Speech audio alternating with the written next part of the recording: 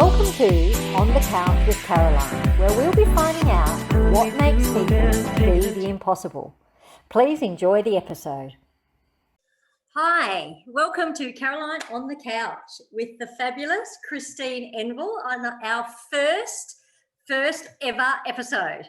So thank you for coming, Christine. I would just like to read a little bit about you, just to give a little intro for people. So, thank you, and thank you for having me. It's actually a real honour to be on the first ever Caroline on the Couch. So I'm definitely honoured to be here and excited about the questions as well that you have prepared. It's going to be a little bit of fun. Yeah, so it's more like, for me, it's about getting to know people. I love to know all those little intricate little details, unique little quirky things that people have. And I think that's really important, especially in the world of social media, because we often have our good stuff out there as well. So I'm going to put my glasses on because as we get old, we sometimes need glasses. So Christine is a renowned educator, creator, and world champion athlete. She grew up in a dynamic farm in the 70s in small central Victorian town, the second child of educated, poor, scientist-turned-farmer parents. I'm interested already. Always adventurous, at age 16, Christine spent a year in Brazil as a Rotary exchange student before returning to Australia to study a Bachelor of Science in Food Science and Nutrition. This degree, combined with Christine's passion for food and her scientific curiosity, passed on from her upbringing. During this same time, Christine discovered weight training as a way of controlling her anorexia, a condition she suffered as a teenager. Her weight training hobby soon led her to competitive sport of bodybuilding.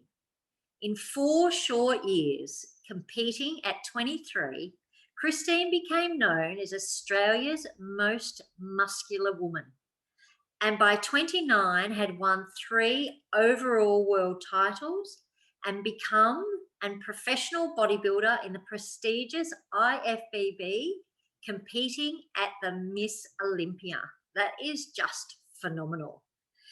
Christine's passion has always remained with food and nutrition, and by utilising her formal education, food science, and her practical experience gleaned from years as an elite athlete, she began developing sports supplements for Australian brands before launching her own brand, International Protein, with business partner Troy Bremer in 2001. International Protein is now Australia's leading brand, sold in more than 10 major markets around the world, including India, Brazil, Asia, and Europe. Christine has retired from competitive bodybuilding, although as you'll see and get to know Christine, you wouldn't think she has, because she would put most of us to shame still. Her passion for health and fitness remains, choosing to dedicate her boundless energy to developing programs and products to help maintain health and vitality into your 40s, 50s and beyond. So, wow, Christine, you have had an incredible life. So when someone says to you and asks, because I've explained about, but to you, who is Christine Envel? Oh, that's a really tough question, actually, because I don't know who I am yet. I mean, I'm a small town girl, but I've been all over the place and done all these things, but I still have so much more to do. So I wear a lot of different hats, and I think to try to define and put me into one little thing is difficult, because I am the athlete or former athlete, but I still kind of think like an athlete. I'm the business person because I have multiple businesses. I'm the educator because I always like to teach, and I learn by teaching. So I'm always, looking for new things to teach people, and I like to kind of spread that word. I don't like to really force it down people's throats, and that is actually something I find challenging when you feel like you need to get the message across, but at the same time, I'm a very sort of touch gently kind of person, and I'm having to step out of that to actually, have more of an impact. So as I said, I'm many, many things, and it depends on what day you catch me, I guess, whether I'm wearing the hat as the educator or the hat as the creator, because I still love to get in and develop products. And then also, you know, the athlete where I'm getting up and still doing my training. You know, my weight training is still number one. I do a lot of other activities, but weight training is still, you know, my love. I fell in love with weight training at 15. And, you know, as you said, this led to that. It led to competitions. I don't ever want to compete again, but I definitely just think it was always something I did for my lifestyle, something I did for my health and to feel better and to look better. So that is going to continue on until I, you know, until I die. Yeah, awesome. Well, what do you think? Yeah. Because I know for me, like, you know, running's probably, I mean, I do a lot of different things exercise-wise, but running's like my go-to. What is it about weight training that has just like got you in at 15 and still just has you there now? Okay, it's so many things. It's number one, controlling how you look. So I looked at, you know, obviously I had dieted a lot through the years of being anorexic. I had done aerobics. I had done a lot like cardio style sport activity. But weight training is the one thing where you can actually shape, form, and mold your body. You know, you can firm your muscle up, you can build your muscle. People say you can't spot reduce, but you can definitely train to not build, but still tighten a muscle. So there's a lot of different techniques that you can use to really create the look that you want and give the look that you want. So you're so far in control of your body. And that, you know, part of me is obviously I like to control certain things, but myself is one of them. The other thing about weight training is it's a form of meditation. So the mind muscle connection and being just totally inside of your muscle as it works, feeling it work, visualizing that and really focusing in on that for, you know, sometimes a set might last up to a minute. So you're really like intensely focused, shutting everything else out. So it's a real soothing and relaxing form of activity as well. So it's the controlling how I look, feeling like I'm doing something positive for myself, feeling stronger. There is nothing like having to take, you know, get all that shopping and just take it in one go. You don't have to like go back and forth. You just pick up all those bags, just carry them in. So I like the strength. I do like the strength, and I totally relate to that, because before I started doing weight training, when I got my gym, you know, and I did a lot of cardio and I was fit and all that sort of stuff. But like, I'll never forget, like about 6 months in after starting like regular, consistent weight training, I used to have to get my son's paddleboard from the surf club, you know, and put it up on the top of the roof. You know, I had a Jeep Wrangler, and I'm short, so it wasn't an easy task. And I remember one day, and I was in a hurry, just going in, grabbing it, and then just going, oh, and then going, oh my gosh, that was so easy. Yep. And so yeah, I totally can relate to that. And that, you know, that feeling strong, having that just to do things. Because it links in with confidence as well, because if you can do things and are capable of doing things, and you know, sometimes it's nice to be helped, of course, but if you can do things without having to ask for help, you feel so much more accomplished and capable. So yeah, it brings a lot of things. And then of course there's the social aspect of it. It's a different community, it's a language. People who weight train relate to each other in a different way because they understand the same things. You know, you laugh about the same things and see the same things. So it's so much more than just a hobby or a professional hobby that it was for a period of time. Yeah, cool. So when you were little, and it sounds like you had a very fascinating upbringing and some very fascinating parents. So what did you want to be though when you were little? It depends how old I was. My first thing, I wanted to be a nurse. Yep. Because I had this my father's auntie, so she was our great auntie, but we used to just call her auntie. She had been a nurse, and she had actually quite a fascinating. She was my role model as an early child, because she had, back in the old days when women obviously didn't really have babies out of wedlock, going back that far, they would go to a special hospital to have the children, and then the children would get adopted out. And my aunt was in charge of the adoptions. So she was not married herself, never had any children, but you would go at Christmas and her house would be full of Christmas cards. And we would all like, who are they from, Auntie Grace? She'd be like, "Chef, from my children." And we'd be like, "But you don't have any children." And she'd be like, "Oh, I have hundreds of children." Because back in those days, she kept all the records of all the children that were adopted out. And as they turned 18, they would come to her to try to find their real parents. Oh, that's beautiful. Yeah, so she was to me a very strong, independent woman. Lived on her own up until she did die in her around late 80s. And she had been a nurse. So at that point in time, I was gung-ho. I wanted to be a nurse until I figured out that I kind of faint at the sight of blood and don't do very well Me too. around those things.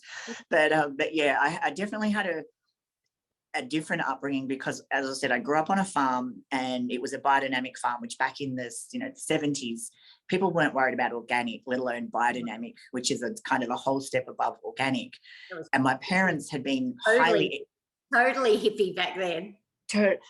Actually, yes, as in my parents hung out with hippies. Yep. We had a friend who had a mud brick house out in the bush with no electricity. Yep. So, and again, these are people that would come and work on the farm and pick the vegetables and, hang out. And, they were all the adults that were around me when I was growing up. But yeah, my parents both, my father has a master's degree. My mum's got a degree in physics, but here they were running a farm. My mum chopping wood, driving a tractor, sorting vegetables. And, my father then went on to become an agronomist, which is basically a nutritionalist for plants. Wow. Which is quite interesting because he would know what micronutrients you needed to put into to make a sweet corn grow versus a zucchini. So that's a whole other thing, which I'm not really interested in plants other than the nutritional properties of them. But it's just interesting because he took that on later in life and developed his own methods for how to test for those kind of things. So I was on a farm, but then the business was transitioning into him actually going off and testing products for other people and telling them how to improve the nutrition of their plants to grow more and get more plants. And that was where, he ended up with his business and his life. So I worked with him as a teenager. I didn't work at McDonald's. My job was doing the chemical tests. and that's so true though, isn't it? Like, as it relates to humans, isn't it? It's like what we put in, we get. We are a product of what we put in, 100%. Right down to the basic biological of the food we put in. It's as good as how it's grown. Exactly. So that's the thing. And that's something which relates to my industry now with protein and grass-fed. And I know we're kind of going quite off track here, but people assume yeah, but protein, people assume, okay, protein's protein. But depending on what the cow got fed, and this is why the grass-fed is so important, is because if you're feeding the cow certain type of pasture or dried pasture, they're not getting the same nutrients that they are out of the fresh grass, and therefore that transfers into the milk, which transfers into the raw material that we use, which is the whey protein, and obviously the casein. But it's not all, they're not all equivalent, and obviously we look for the product which is grass-fed and obviously has better nutrition within the actual product that you're taking. So you can't just kind of look at things on face value and say, oh, well, it's protein. Yes, it has the amino acid sequence, but even that changes. Like, it's not like, okay, that is always exactly what it is for that product. Again, the cow's feed changes that. So it's interesting for me. Yeah. Sometimes people just want to take their protein shake, don't want to know about that, but they do. That some people do want to know and understand that where it's coming from, and I think has an impact in what you do. And I think there's a bigger push towards like knowing, there's a bigger push towards, living in a society where, it's harder to get raw products, and a lot more things are processed. And that's, and part of that is just a change in society, but knowing then where that product comes from becomes more important. Yeah, but that was the thing. Growing up back in the day, in the 70s, whilst the hippie movement was there, the need, like, people just assumed everything was good.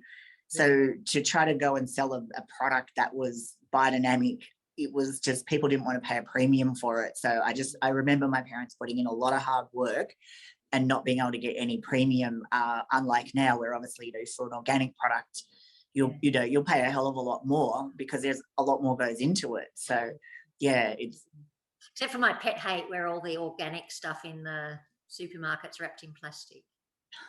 I'm still trying to work that one out. I do go to the markets, but I just it's like, I don't know. Yes, it may be good, maybe not good. They've got to breathe. Yeah. So, what do you think so far has been your greatest challenge in life?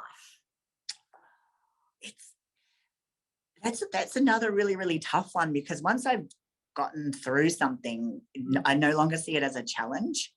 So then I basically convince myself that everything's actually been really, really easy, even though it's obviously not.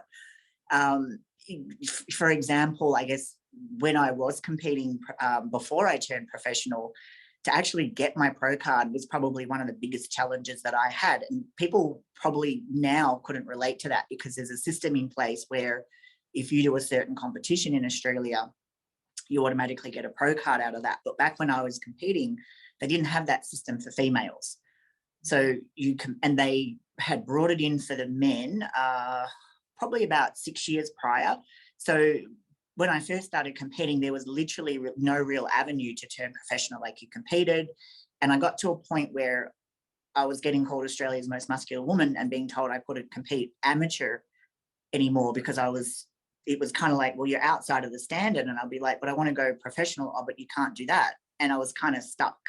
So I ended up changing direction and competing with a different federation, which is where I won my world championships, to kind of elevate and get myself out there. But then it was a really, really long process, and it was just being, I guess, creating my I guess my popularity or my notoriety in the sport, to the point where they had to give me this pro card, but there was no actual mechanism. So it was kind of working in the background. It meant taking a risk, and also, sitting out a competition that I really wanted to do, but that was the way off to be able to get the pro card. So that was a massive challenge, because you're looking at a situation where you've got people who didn't really have any, like, they were happy just having athletes in Australia, telling me that I wouldn't be successful overseas. So there was really no point in going overseas, just, hang out here, but you can't really compete over here. But then, making them create a mechanism to actually be able to give me that pro card, and that, and then it was, many, many years later that they now have a proper system where you win a particular show and you can get that. But it wasn't available to me at that time. But I was pretty much determined that I was going to get that. And What do you think was your driving force behind that determination?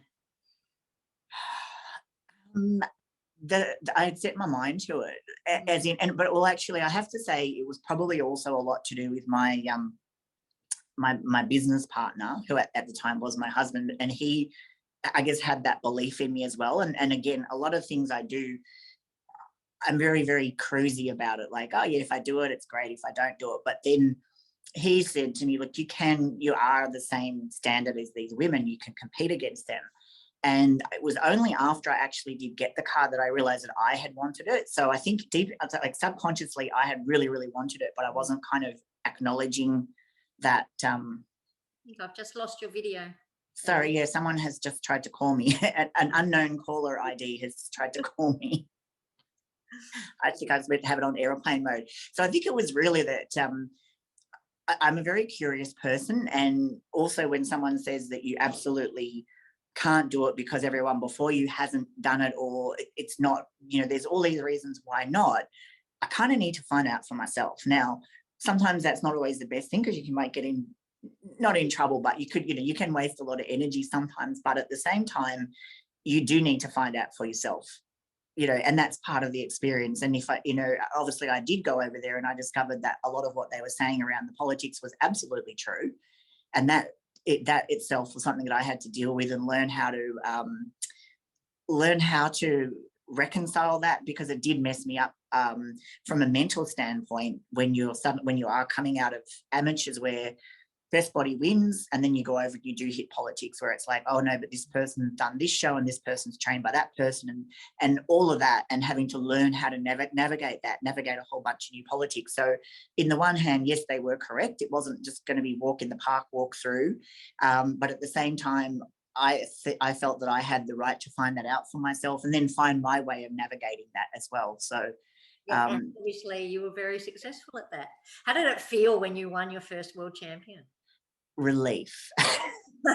It was absolute relief, because there's another story around that as well, because the thing with bodybuilding, it's subjective, right? So somehow a lot of the audience seems to be able to tell who's going to be the winner, but the judges struggle with it a little bit, obviously, because there's other things at play, much like anything, you know, even talking about the situation of Queensland being in a lockdown and the politics behind it. So it's the same thing in bodybuilding. There's other stuff going on behind the scenes.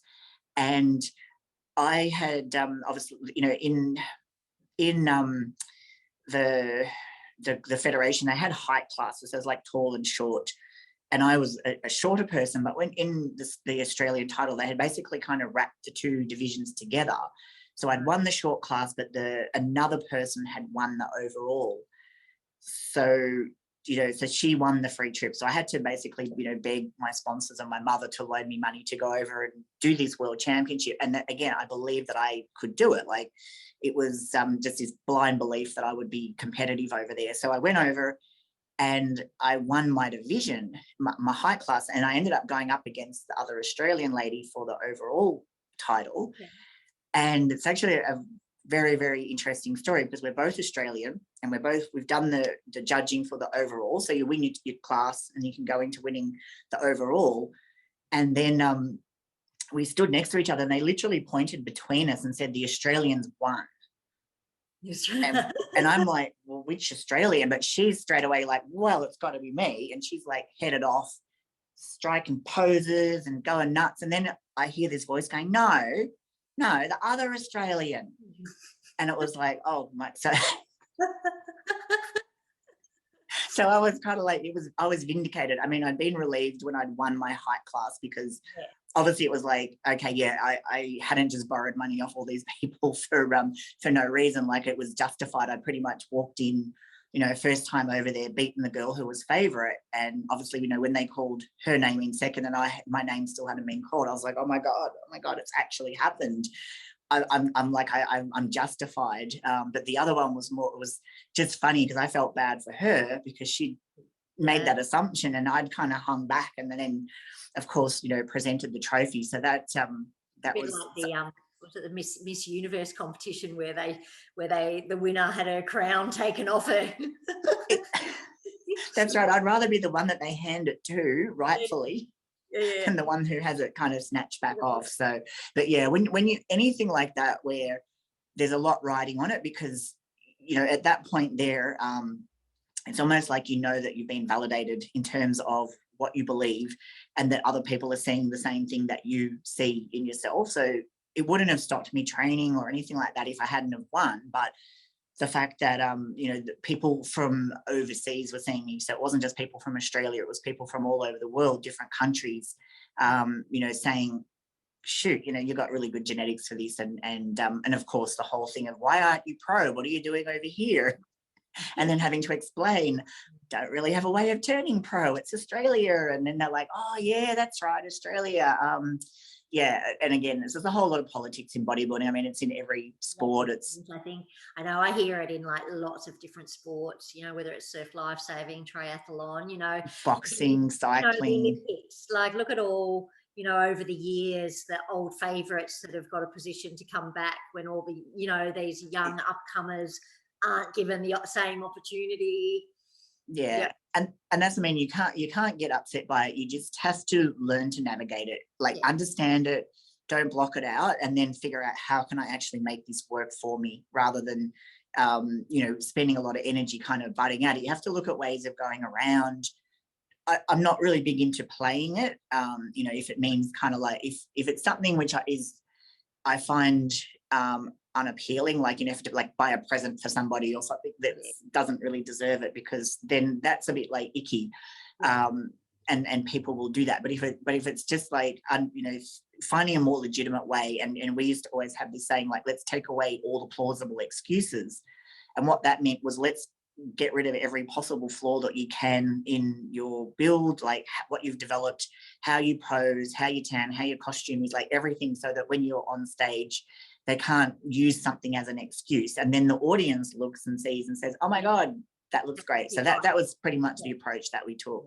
And I think that's it, isn't it? Sometimes in life, and I know, like, I've been in situations where you just go, you know, you've got to do what you've got to do to get things done, but as long as you keep it within your ethical framework.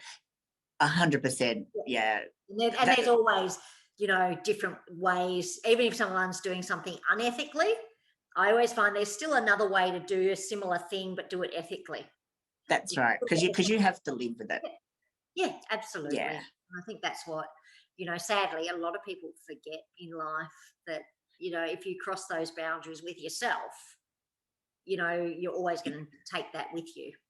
Yeah. And I think that's the thing where always, you know, that was I'm in my early to mid 20s at that point, and then retired, came back, late 30s into 40s. I always have the thought there's more ahead.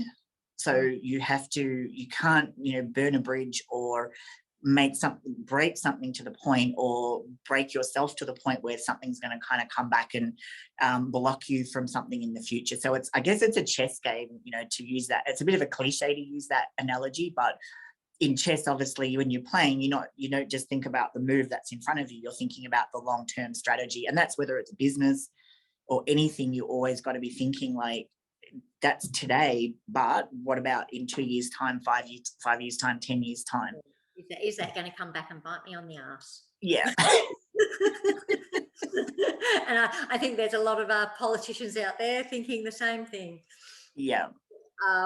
Or sporting stars who've done, a lot of things in their history that has eventually come out. So who would you say has been the greatest influence in your life? Again, that's it's at different points, I suppose. It's the people closest to you at the point of time that have that influence. So obviously, when I was a small child, as I said, my great auntie Grace was a big influence. And probably when I look at things historically, she still is, because, as I said, she was a very strong, independent woman. Did so many things. She always she played the organ at the local church, right up until she died. Not saying I'm going to be doing that kind of thing, but never say never. And that skipped a generation, the ability to play a piano or an organ or anything like that. But yes, but just basically the way that she was always involved in her community. And she was kind of like the linchpin of the family as well. So, because she had no kids, everyone would congregate at her place, book in for holidays at Auntie Grace's place. And she'd get it out and go, oh no, your cousin so-and-so is going to be here then, but you're going to have that week. So maybe when I'm older, all my nieces and nephews will come and hang out, because I've got 12 nieces and nephews. Wow. So there's things that have been influenced through that. Obviously, I've done very, very different things, but just that whole thought of just, how she kind of went through her life. My business partner is an influence from the point of view of where the business has gone and how that all interacts together. And obviously at a point around, my career, but it's more like my very close friends who I have one who kind of got me right into looking at more professional development, self-development, and really starting to learn what I want, who I am, what I want to do, more so than just kind of cruising through life. And that's what I would say. I was so oblivious because I was always hell-bent on a training goal or some other kind of goal, and things would just kind of happen, but they weren't necessarily things that I was planning. But because I was so easygoing about stuff, it would be like, oh, well, that's just what I deal with, and then I deal with that. So it's probably having people around who kind of encourage you to actually do the things that you really, really love, and also to continue to learn and grow yourself, rather than kind of getting into a point where you're just going through the motions, even though it might be quite a great position to be in, good business and just kind of going through that, but actually stepping up and saying, no, there's still another 30 years to go. You can't just sit here. You got to keep on progressing. So yeah, they'll remain nameless, but I've got some really good people around me. Yeah, and I think, and I know for me, same, I've got some friends who and they'll call it as they see it, and put you on the straight and narrow. And I think that they're, for me, family, friends who really build who I am from the inside. Yeah, and that's, I mean, I feel very lucky to have people like that, because there might not be a huge number of them, but that the ones that are there are, they're more, they know you, and they know what you're capable of, and when you're kind of being, I think when you say lucky, but I think you attract that person.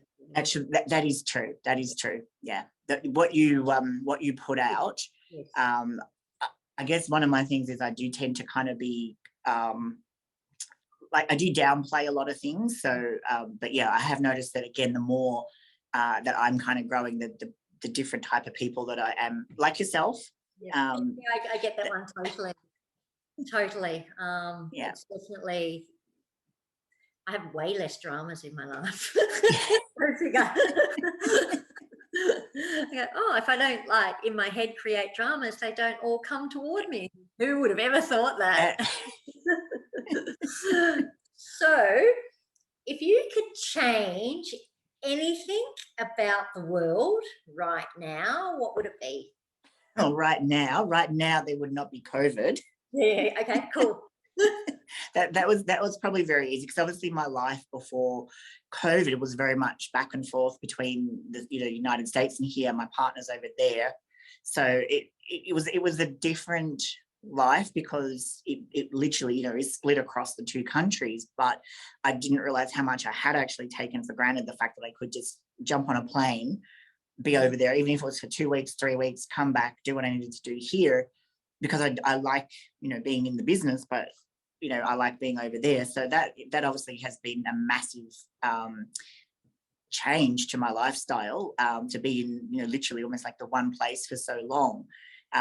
So that of course is what I would change. But in the now, that the fact that it's here, it's just like, it would be great if it could just feel like there was something to move forward from, whereas it's kind of like, it feels like it's in a bit of a holding pattern. We feel like it's progressing, and then it kind of flips right back again, light at the end of the tunnel. But I really relate to that one. It's like, I think that's, and I think I just did a newsletter today, and it was just all about like living with the uncertainty, is that and how do you let that go? Because it's probably, and I think for a lot of people who are stressed or around mental health, it's not so much the actual situation they're in, it's that constant not really knowing what's around the corner, because we do seem to get so many mixed messages and so many different rules.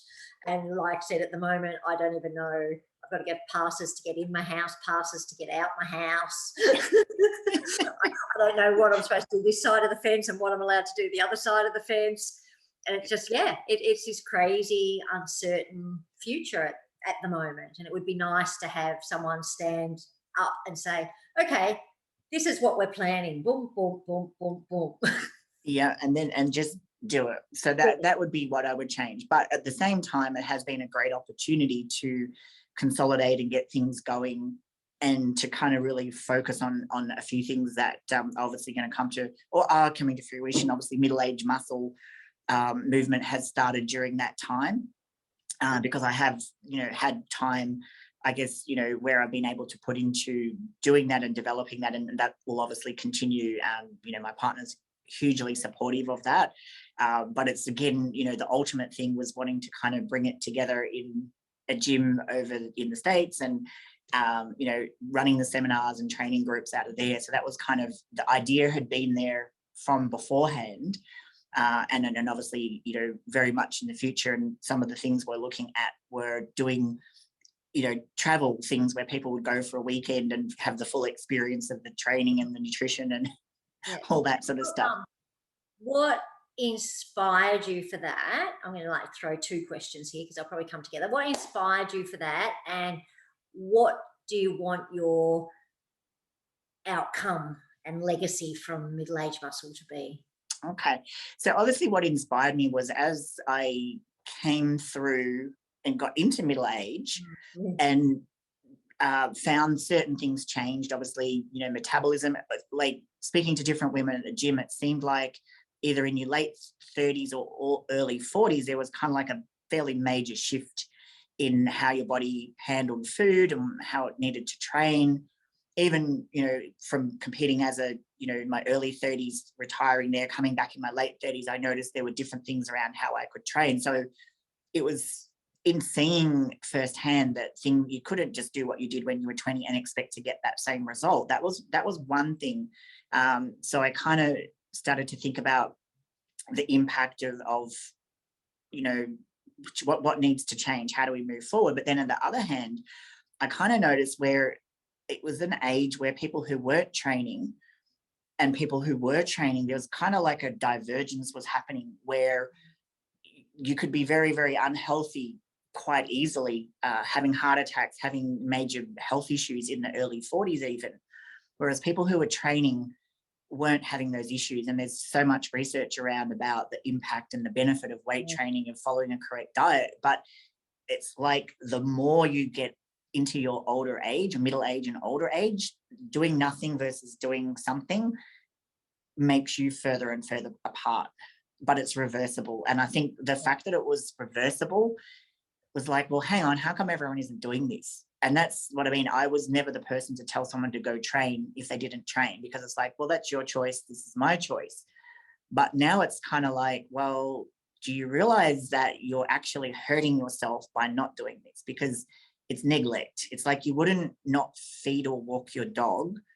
You wouldn't not get your car serviced. So why are you just letting yourself kind of to chance? It's amazing. Like, obviously in the same industry, like it's amazing how many people put their physical health as a last priority. And I even say that about like, health insurance. I go, yeah, insurance of any kind sucks, right? But on the bright side, if you're paying it and you don't have to use it, it's sort of a good thing. Yeah. But I go, like, if you insure your house and you insure your car, why would you not insure your health? Yeah, because that's the one thing that it's like, and that's mean everything in you, your quality of life, and going back to, I guess, the last question about what would I change and taking things for granted. Your health's that thing, like the fact that you can get up and do the things that you want to do, and maybe people don't push themselves outside of what they do, and that's where they don't realize maybe that they've slipped into a degree of poor health until something happens, or they have to do something, or they get called outside of their normal, and then it's a bit of a wake-up call. So I think it's that thing where if you kind of slip into a sedentary type life, you don't always realize where you're at until a result comes back wrong, and all of a sudden you're like, oh my God, like where did this come from? And I think that's a big catalyst for a lot of people to get in and start changing their lifestyle. But I'd like to get people before that. Yeah. Why does it have to be a catastrophe or a major kind of thing to happen to want to actually do something about it? And obviously I pushed the weight training side of it because of all those benefits that I said, the strength, the mental aspect, mental kind of calming down.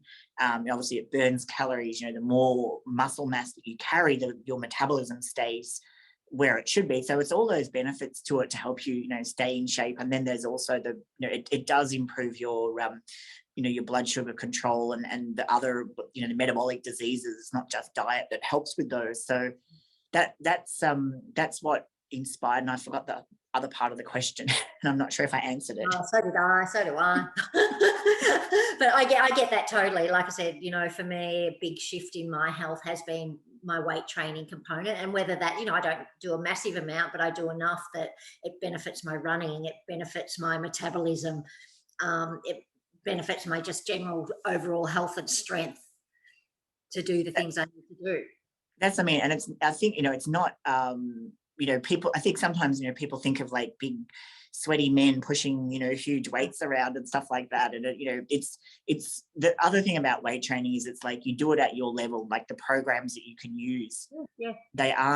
There isn't like a one size fits all program. So everything's tailor made to what people want to do. And obviously with all of the equipment, you can be doing the lightest weight and you progressing up to things. It's not kind of like going in there to give yourself a hernia or anything like that. So it's not necessarily what people think of. And people, they don't stare at you at the gym. Like that's another thing where people are probably like self-conscious, but not realizing that every person in the gym is actually kind of looking at themselves and not actually really I always say that to my clients. I said, like, seriously, like no one's looking at you because they're all too busy looking at themselves. Yeah, looking at themselves or wanting to, if their confidence is not, they're wanting to like make sure no one's looking. So one or the other. Yeah, exactly. But we're all in there because we want to make those changes to our bodies and that. Yeah. So that's the gym was always a great leveler. You go in there, you might have like actually when I was early training, the guys, there were famous skateboarders who had Globe clothing company, Globe shoe company, and they used to come and train at the same gym, and they'd be asked, and there'd be like a whole bunch of Vietnamese guys from up in North Richmond, and just, you know, working class, rich, everything, and everyone's like on the level playing field when they get in the gym, and just because you don't really know who anyone is until you get to know them, but everyone's just in there, and, you know, big powerlifter dudes, and, you know, obviously back in those days, not so many women doing it, but still, you know, women were, you know, doing a bit of aerobics and stuff. So yeah, I think that's it too. And then there's, you know, there's so many gyms to choose from now too. So it's not like, yeah, like, so if one does feel a bit uncomfortable, there's always another type of gym to go to. exactly. So yeah. So what makes Christine laugh? Funny things. Funny things. How do I describe? I often am making kind of like little sarcastic or humorous or wit. Really good wit makes me laugh. People who can like use language to really maybe play on words, but even just, you know, goofy things. It's yeah, a lot of things even a few things on Gym Fail Nation make me laugh. I shouldn't, but yeah, but you do. I know. Yeah, we have. I'm getting, because like I'm not buying into like stressing about anything with all this happening. I'm just like getting all my news from the Shovel. The Shovel newspaper comedy thing. It's satire. And it's like has news headlines every day, and they're like totally politically incorrect, offensive, and I just go, yep, that's just made my day. Excellent. I can and it pretty much it's one of those ones where it's like, when, you know, it is actually happening, even though it's satire, I go, oh, but it's happening. Well, I suppose that was the thing. You'll remember this probably because of the age, but the goodies. Oh yeah, goody goody yum yum. Yeah, we didn't, as kids, we had no idea how political that show was. No. We just were watching it because it was funny, and they did funny things. But yeah, obviously, where you can see that, I guess, like I said, the satire or the irony, but it's, yeah, my sense of humor, it's not dark at all. I do just like good old funny things, but yeah, if I do enjoy a good laugh. Yeah, and I think like I said, I always find like sometimes, you know, the only way through some situations is to laugh about it. Yeah, well, that's right. Like, see the positive side, see the bright side. People do accuse me or maybe suggest that I'm a little too glass half full because you know, because I have to see that there's always a positive in something. Like, there's always. So I will try to see the funny side, see light of it. And again, people around me have got pretty good sense of humor, so they will just flip a situation and then kind of have you laughing, and even a situation that they might be in which isn't that pleasant, and they'll make a joke about it and just kind of be like, you know what, I just got to deal with it. And I'm like, okay, yeah, I have to just deal with it as well. And yep, you go, oops, they didn't quite work to plan, but oh well. Yeah. Okay, we'll know for next time. Yeah, exactly. Always a learning. So do you have a daily routine you can't miss, that you would never miss? Well, given that we've just gone into the 3-day lockdown, I can never miss it, but I do have I have a routine that maybe lasts all day. It's not just a one thing or the other. I literally do. I love routine. And I think that's years and years of competing where you have to be like clockwork. Like, people would be, oh, we can set our clock by the meals that you eat, because, you know, when you're a bodybuilder, you're so regimented because you're eating for performance and everything. But obviously I have my F45 that I do in the morning. And I have my weight training that I do after work. So they're, I guess, like my 2 exercise routine things that I do, you know, 6 days a week. I have a different routine, but I have what I call my transpositional routine. So when I'm over here, it's a certain way. So when I was in LA, like for the periods of time that I would be there, it would not be, I don't have to stick to that routine. Like, I would do F45 at 1:00 in the afternoon because I had a totally different routine. One, trying to fit in where I literally worked like an afternoon shift over there because that married up with Australia's day shift. So, So you know, my everything was, you know, offset somewhat, but I have, you know, certain ways that I like to eat and time, you know, number of times I like to eat per day. So those things kind of create the framework, and then everything just hangs off of that. But I'm very flexible at, like, if I go to Melbourne for a training course, then my routine adapts, and I put the F45 and the weight training, and I put those things in, even if they're at different times of day. Obviously they're at different locations, and that's, you know, pretty much how I run it. So, you know, and I think that's important, isn't it? Like, it's great, like, to have consistent. I'm pretty routine orientated most of the time, but like, yeah, to be flexible enough that when you're in a different environment or circumstances change, that you can adapt. And I always go, like, I do what I can. Yeah, exactly. Like, you tend to, you'll probably have more trouble if you're not flexible, because you're going to go into that state of instability, aren't you, where everything's going to be a drama. But if you are able to just pick up, and that's why having or knowing what things are important, and that's where, you know, okay, I have things broken down into certain way that I like to eat or certain things that I like to do, and then I'll make sure that that's all building in there, and that in itself just makes everything feel way, way, way more stable, even if it's like 100% different to what I would normally do. Like, I have my routine if I have to go home and see mum, and then I have my routine when I'm here and my routine when I'm there. And I just, then you can just slip in and go with it. Like, you just hit the ground running, and routines on and on and on. They're sort of almost like stop being routines, and they're just habits anyway. Yeah. And because of that, then you know how to manipulate them and mold them to fit into whatever situation. But obviously fitness, health, even my skin routine, I have routines for everything. That's awesome. It's like I get a lot of clients when they go on holidays and stuff and go, oh, what should I do? Or what's like my eating? And I'm like, well, no, not like holiday.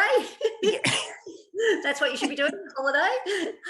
But I know, like, and I know for myself, I go on holiday. If there's a gym at the hotel, I go and use it. I generally eat reasonably healthy food because I like healthy food. Yeah, so feel good on it. It's not like I go and have this complete and utter just ruin everything type of mode. Yeah. And even if I did, like, it's a week or 2 weeks, it doesn't even really matter. Yeah, and then you slot straight back in. But those are the things too, that when you're younger, you're a teenager, you're an young adult, you tend to be able to do that. Your body will bounce back and doesn't even kind of skip a beat. But that is one thing, obviously, as you do get older, you realize that you can't stray as far for as long. Right. Otherwise they kind of decline a lot quicker. Like that, I guess that's one of the things that I found. Body's not as tolerant. So you want to kind of stay somewhat connected to that routine, not 100%, but connected, because you can't go totally off of routine for 3 weeks, 4 weeks and think that you're not going to really struggle physically to come back. Oh, absolutely. That is the motivation too, then comes into play. Yeah. So I guess, like, on that, it's pretty much leads into this, like, what are your main things that maintain your mental and physical health? And I mean, like, I'm asking you, so, like, we know, like, it's funny, isn't it? Because when I write that question, I go, like, for you, it's like part of who you are. Yeah, it doesn't separate, but obviously, but it does transition. And obviously, when I was competing, the reason for training, or the method of training, what I did, or, as I said, having that structure is part of my mental routine, because I feel very much like, whilst I'm flexible, I'm not going to like lose it if I go out of that routine, but it gives me a framework to kind of hang stuff on. So that in itself feels very, very comfortable. But back then, I would find that I could walk and do my weight training and everything would be great. And then I've realized that, I have to do more high intensity work to keep the metabolism going, or to have that impact. And again, part of that is because for so many years, I always was on some kind of diet, or, suppressed calories, high activity. So, in the long term, obviously, that has had an impact on my metabolism. My metabolism should be up here for my size and for what I do, but it's not. If I had started training at 40, and being at a normal metabolism, then I would, I wouldn't have to work as hard. So that's actually a bonus for anyone who's getting into it later in life. Yeah. It's darn sight easier than when you've done it all of your life, because your body has adapted. Like, your body is designed to adapt. Yeah. So that's the same thing for, like, I often say, like, with runners and people like that. I said, like, you know what, you haven't had the, like, impact on your body for, all that 40 years beforehand. You're coming into it like fresh. You haven't worn your cartilage down nearly enough. Your birthday is still intact. So yeah, that 100%. But in terms of, maintaining the mental health, as I said, I feel like weight training is very much a form of meditation. So I do, because I actually tried meditation and I realized that I was just like, man, I don't feel like I need this.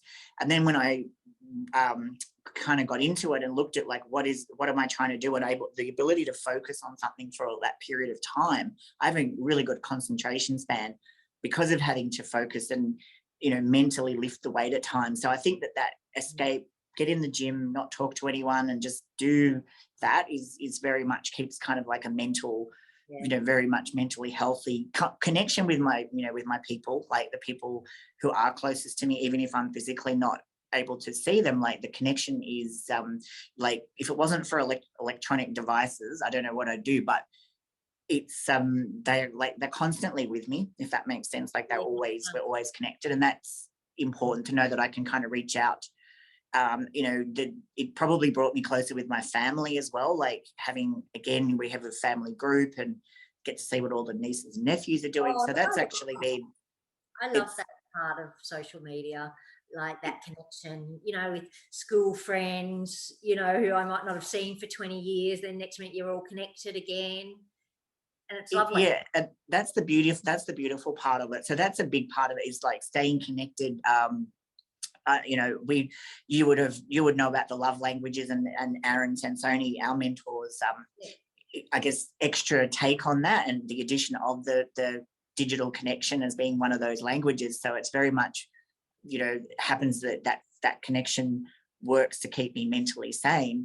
But obviously physically and health wise, my nutrition is, my number one, to the point where it is such a part of me. I just feel good eating certain types of foods. Doesn't mean to say I don't eat bad foods, but 95% of the time I'm eating foods which I know are going to have a greater benefit for, my skin, my metabolic processes, my energy, just pretty much everything. So I'm always trying to adapt and learn, because nutrition over the years has had this really, really bad habit of kind of going in all weird directions. There's, this fad and that fad, and then trying to figure out what's actual fact, and then new research coming through. So keeping abreast of that, and then actually trying things on myself has always been a big thing, from, when I first started my degree, experimenting on myself and I guess kind of saying, does that work? Is that what, this is what's meant to happen?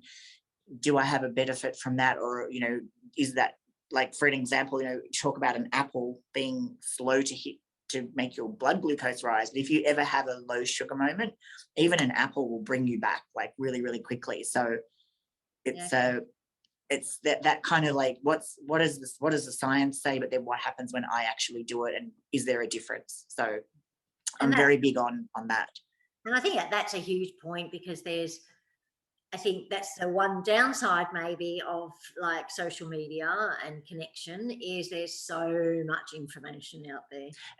Well, that's what I'm trying to, I guess, break through and break down, because one, there's, I'll look for what is the science behind something, is there an argument on both sides here? But what it often breaks down to is you've got to look at what your outcome is, or what you were trying to achieve. And a classic was yesterday, even in the middle-aged muscle movement group, where one of the ladies said, look, I'm using a Smith machine, and people are kind of picking on me for using it and saying it's not a real exercise. And I think one of the guys, he said, look, the screwdriver or the hammer, which is better? It depends what job you're trying to do. And that's exactly that. The people who are like, no, we would never use one, we're only ever going to use a free weight, is powerlifting and functional. Because, sorry? The purists. Or not even just the purists, it's the people who are, like, in powerlifting.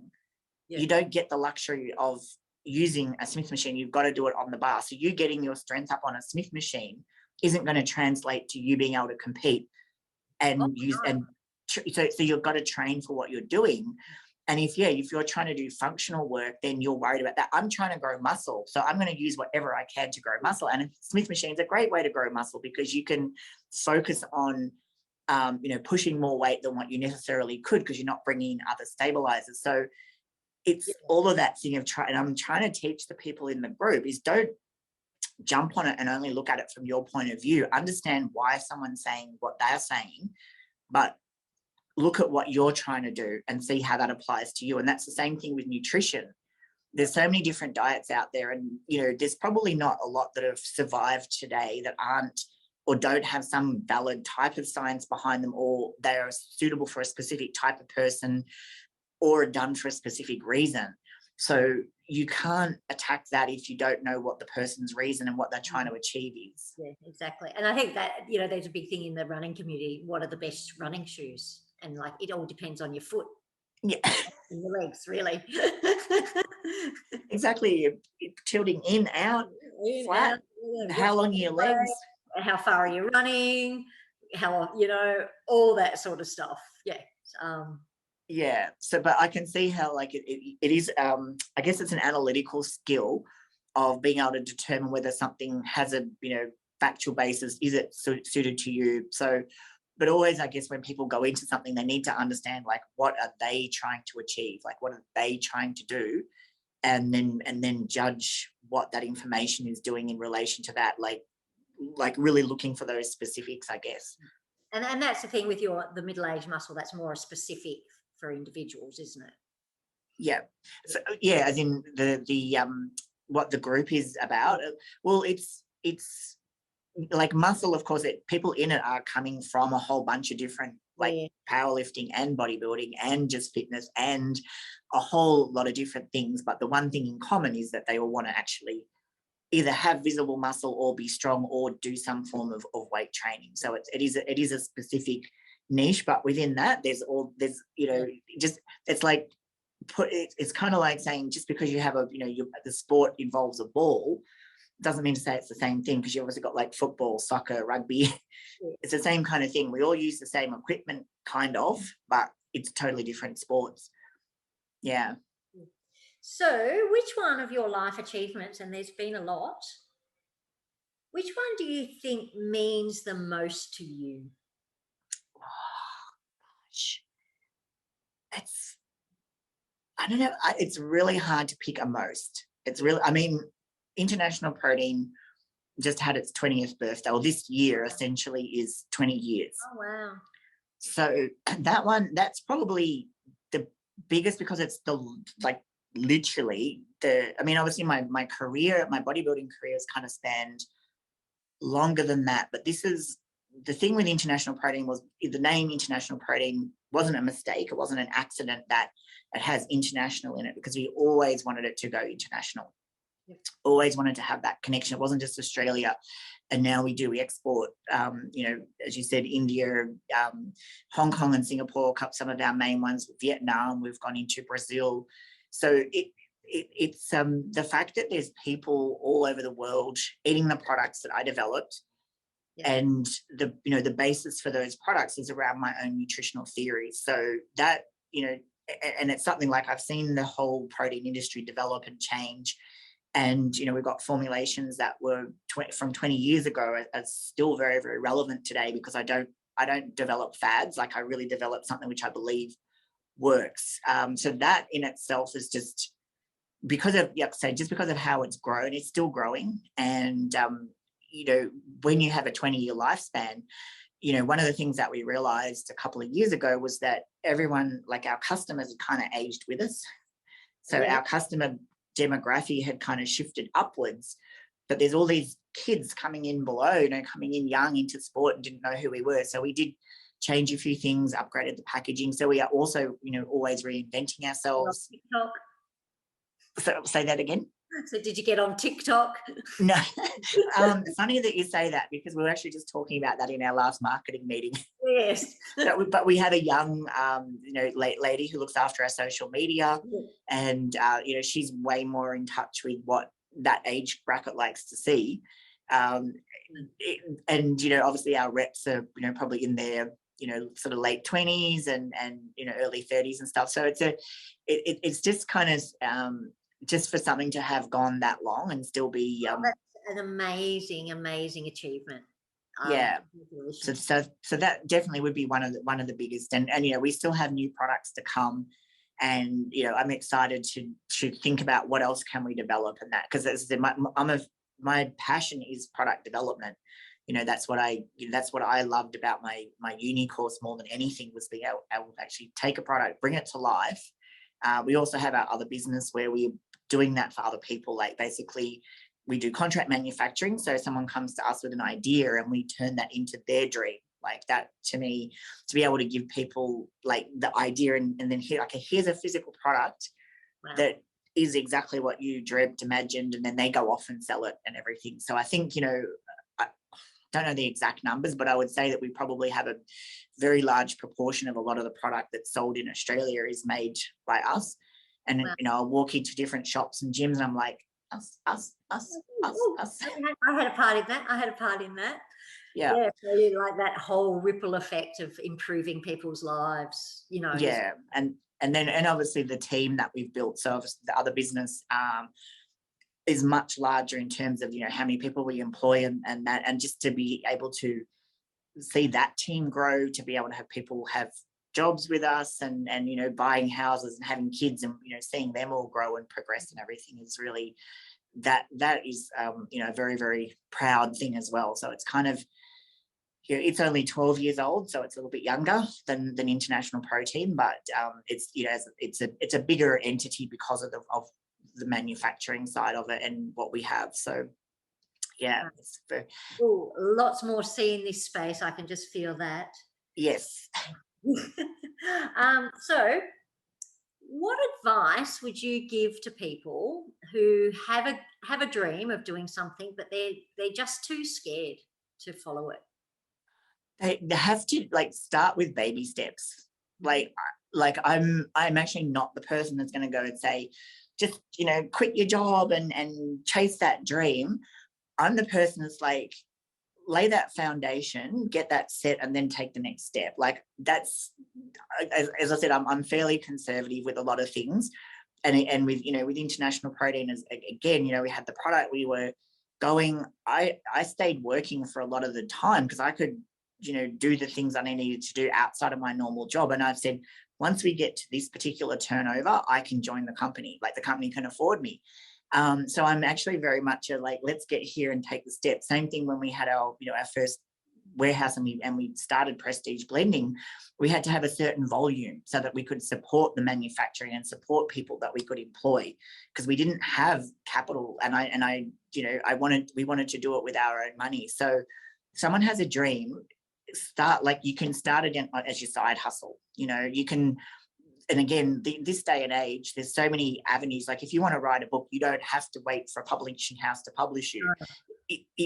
Music, art, anything. Like, there's channels to sell your product, even if it's physically at a market or online. Like, you have the safety of being able to test it without having to go out later, rent a shop, or have a factory or get a whole lot of stuff done. Like, you literally got to start with what's within your size, and you sell one product and you sell two products, or write that one thing and get one person that likes it. And I think there's never been a better time than now to get out there and do it. Like, if you're a comedian or a singer or something, you can there's just the avenues to be able to get your work out there without so many opportunities. Exactly. So you're right. Like, it's like very, very few success stories happen overnight.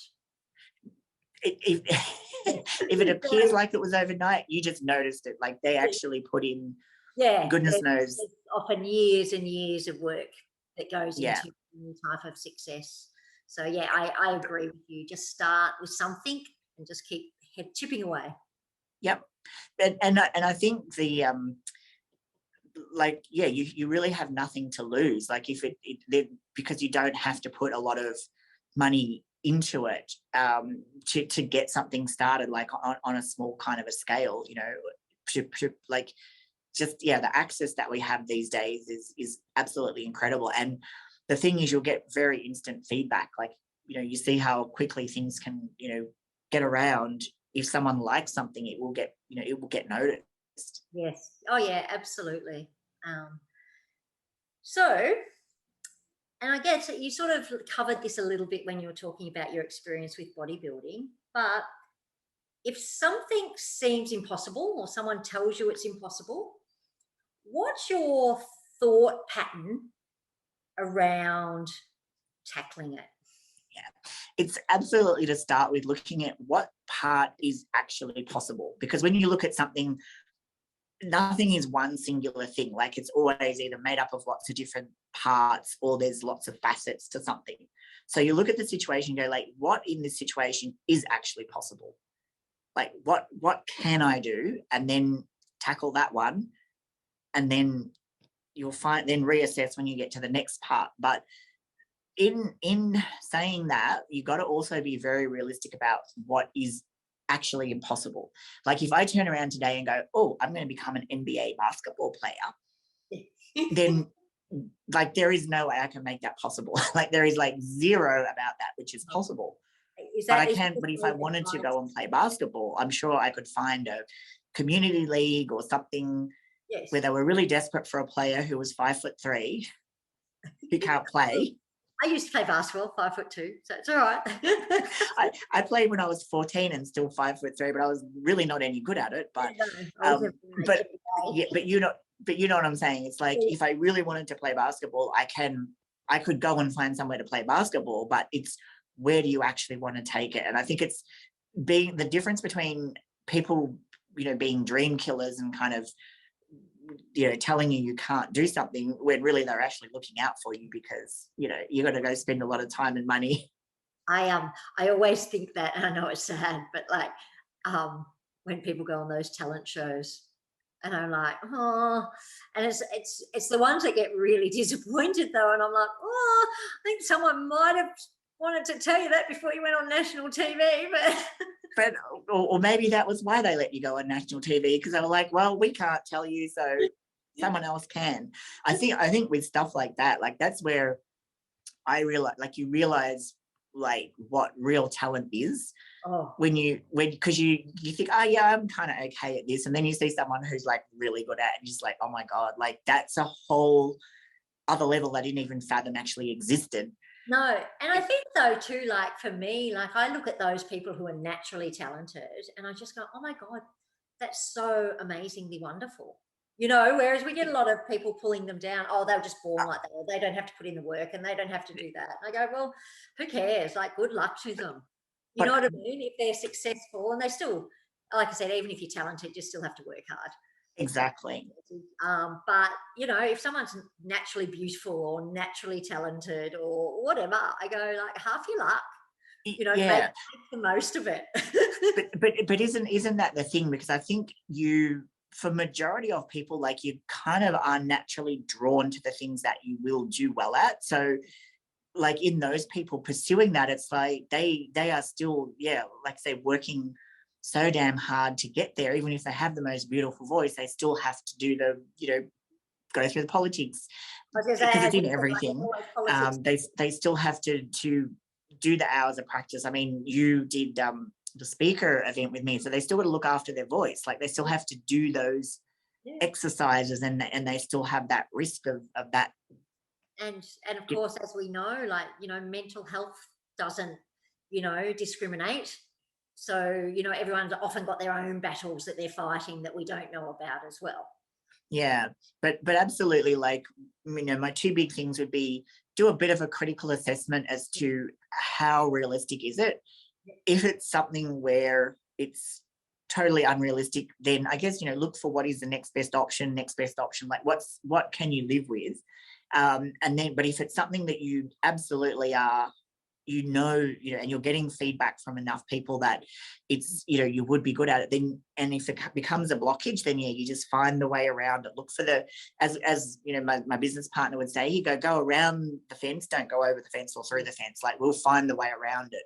Even if you've got to walk, a mile that way to get around that fence, at some point there'll be a break in the fence, or end of the fence, or a broke, some way of getting through, and that's just having that belief and the energy to keep going through, pushing through, because sometimes you're going to be like, oh, it's never going to happen, and again, getting ready for competition at about the 9 week out to until like 9 weeks before the competition, I will have been dieting for maybe 11 or 12 weeks already. And you just be like, oh man, like, what's my life? Like, I wake up, I train, I work, I train, I sleep. And you just be like, oh my God, like, is this ever going anywhere? But of course, I look back, and if I hadn't have had a lot of the success that I had there, would International Protein have been as successful, and the opportunities that came out of that? So you always look at any point where you might give up on something, you think, but what, and again, this is me talking about always looking to the future. We talked about stuff coming back to bite you, but the things that you regret that you didn't push through on, because it's only that little bit much more to go. And if you don't do it, then what does that stop you from doing in the future? Yeah, it's absolutely that sliding door effect, isn't it? Yeah. So that's my big advice for people who, if they think it's impossible, make it possible. Yeah. So talking about the future, what's your next exciting life adventure holding? Well, I guess it's middle-aged muscle. Yep. There's still growing the group and looking at what I can bring to the group. Obviously, I really want to start to do some events. Obviously, we have the event on the 10th of July at your studio. So that'll be my, I guess, first official middle-aged muscle movement live nutrition talk on, what should I eat? I'm middle-aged.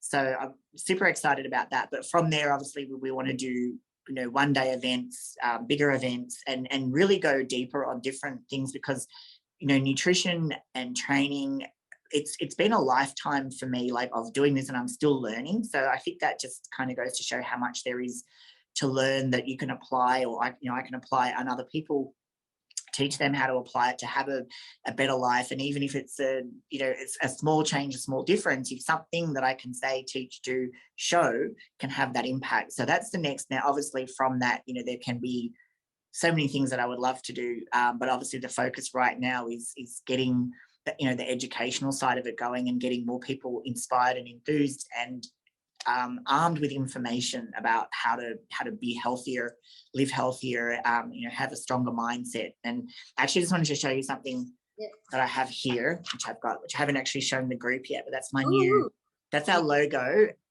Excellent. Ion-on transfer, and we have these ones as well too. So I'm going to put them all over our clothes, but excellent. But middle-aged muscle is, since I'm there, I'm living it, and I guess that is what I can learn as I go, what I discover, what I'm finding as I'm aging, what is actual age and what is just neglect, and being able to promote being more active and healthier, and having a better quality of life into old age. Yeah, and I think, like I said, it's so important. I know for me, like, I just want to go into my old age being active still. That's what it is for me, like, just being able to go, and and I see a lot of people now, because of the people I hang around who are like out exercising in their 80s, and and I go, I want to be just like you, and use it, lose it. Well, you know what I realized, and what I thought, I was thinking, like, okay, I have to do a little bit more now because I'm at this age. So by the time I'm 70, I'm probably going to have to do a lot more. But it's like, but what else do you do when you're like when you retire and you don't have, I've still got like an full Ironman to do, and like I go, the way my timetable is going work-wise, I go, like, I'll probably be 60 before I have time to actually train, but that's okay.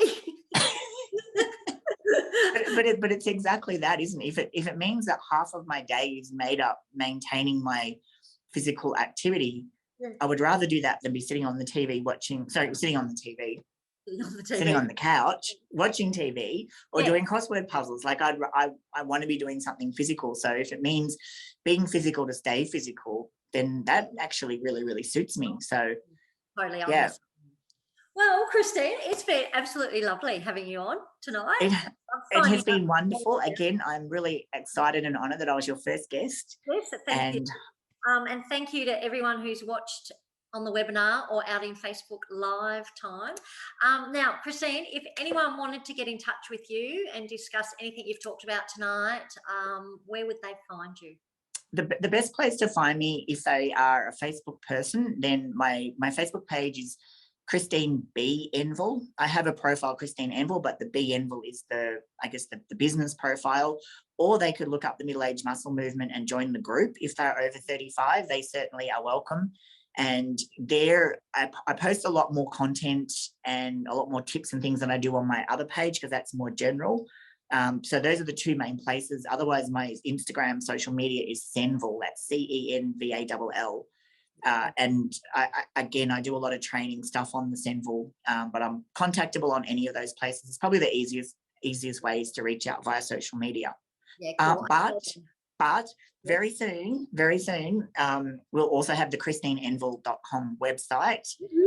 It is like 30 seconds off being launched. So that brings everything together. So it brings together links through to International Protein, to Prestige Blending, Middle Age Muscle, my Super Freak video, like everything that I've got going on is on that one website. So well, as soon as we get that, I'll put all the links to everything in the Facebook, even though I'm on the webinar now, in the Facebook under the comments, so everyone can. And Christine will be at my studio, the Mind and Body Wellness Hub, on the 10th of July, 1 o'clock. 1 o'clock, absolutely. I've got some fabulous slides I'm doing up and content and everything. So yeah, if you want to hear more about the nutrition side, definitely jump on in, come down, and make sure to book, because we will have restrictions on numbers due to this thing that starts with a C. I don't use the C word anymore. So brings a new meaning to it. Yeah. All right, I'm gonna cut us off here.